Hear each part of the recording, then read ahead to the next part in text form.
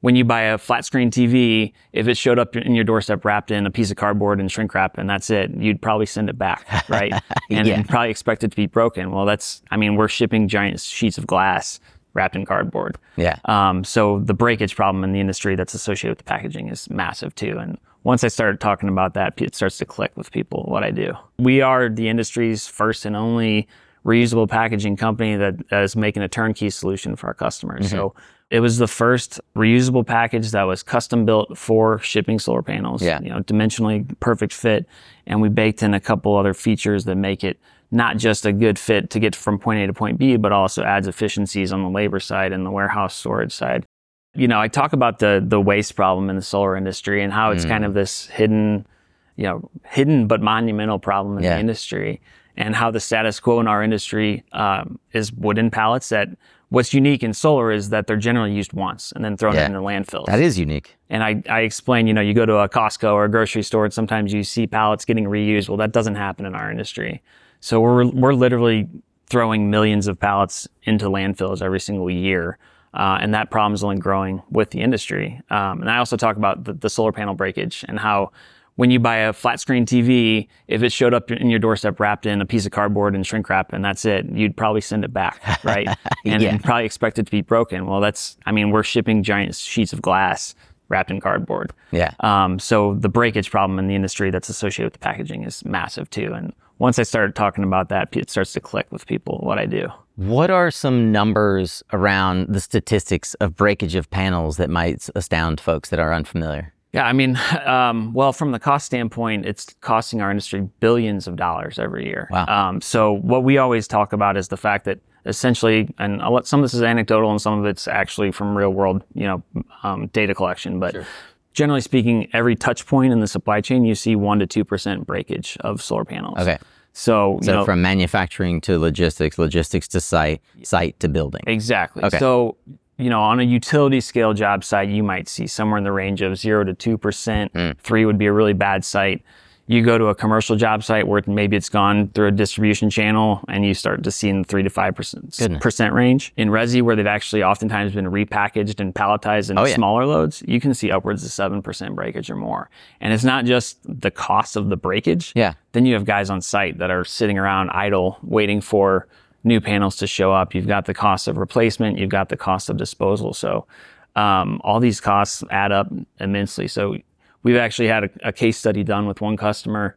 Say the cost of a new solar panel is $200. They actually calculated that to them, one broken solar panel costs all in around $800 to replace when you account for all those hidden costs. We're talking 200, 300,000 solar panels just in the resi sector. Like, we're not talking about the utility scale. We're talking into the hundreds of thousands just in the residential sector alone of product that is broken due to poor logistics by and large because of the way that we palletize this product. Exactly. Holy smokes. So introduce us then, we've already sort of done it, but introduce us then to PV Pallet and how the business that you're building is going to solve the problem that we've just enunciated. Sure. Yeah. So we are the industry's first and only reusable packaging company that is making a turnkey solution for our customers. Mm-hmm. So we came to market with the PV Pallet Series X, which if you go to our website, you see that. It was the first reusable package that was custom built for shipping solar panels. Yeah. Dimensionally perfect fit. And we baked in a couple other features that make it not just a good fit to get from point A to point B, but also adds efficiencies on the labor side and the warehouse storage side. Features like what? Well, we can stack our pallets 4 high, for example. And that's not possible with wooden pallets. It's not possible as a bold statement, but it's not recommended. Not advisable. Most module manufacturers, they say you shouldn't stack more than 2 high. Okay. Now, sometimes you go in a warehouse and see people are not following those recommendations, but with our pallets, they have sidewalls. So when you stack, there's no weight on the modules themselves. So is a 40 high cube, is that only 2 pallets high? In a 40-foot high yes, cube, It's still only 2 pallets high. Okay. Yeah, and a 53-foot dry van is the same as 2 pallets high. But you go to a warehouse, so we don't improve on the truck height stack. Right. But in a warehouse, we can cut your warehouse space in half because now you can stack twice as high. Okay. And the great thing about PV Pallet is that it's one of the few, if not only times in my life I've found something that you can go green and save money. Yeah. It's like to go green, oftentimes it costs. And that's just the reality of things. But the long-term savings is there when you switch to reusable packaging. It's a shift in mindset, but there's no doubt that over time you'll save money by doing it. Is there anything technologically, like the way that things are, plastic mold injection technology or anything like that just didn't exist 5, 10, 15 years ago if you tried to do this? In terms of the plastic industry, I would say not really, but we certainly pushed the envelope with our design. Yeah. There were very few people that could mold a part as large as we needed to ship solar panels. And it also required a unique type of injection molding called structural foam. So and there's very few molders that have structural foam molds out there. So we were kind of, there wasn't a lot of options to choose from. It's not like you could go pick up, Google some local injection molder and make this pallet. So just from that aspect, I think there was, we pushed the envelope. We heard no a lot. We questioned from CMs, like people who you were asking to make this. Yes. Yeah. I mean, there's not many people out there that can do it, and even the ones that could question whether it was doable because it's such a large part.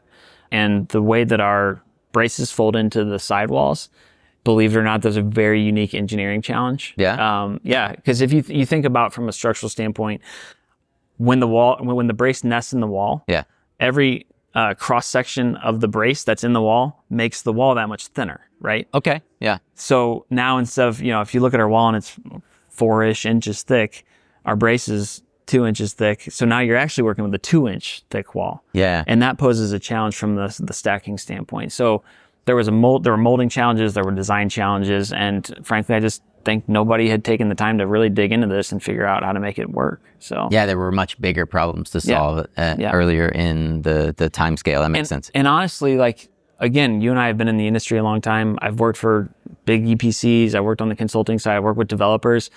I never fully grasped how big of a problem this was. Right.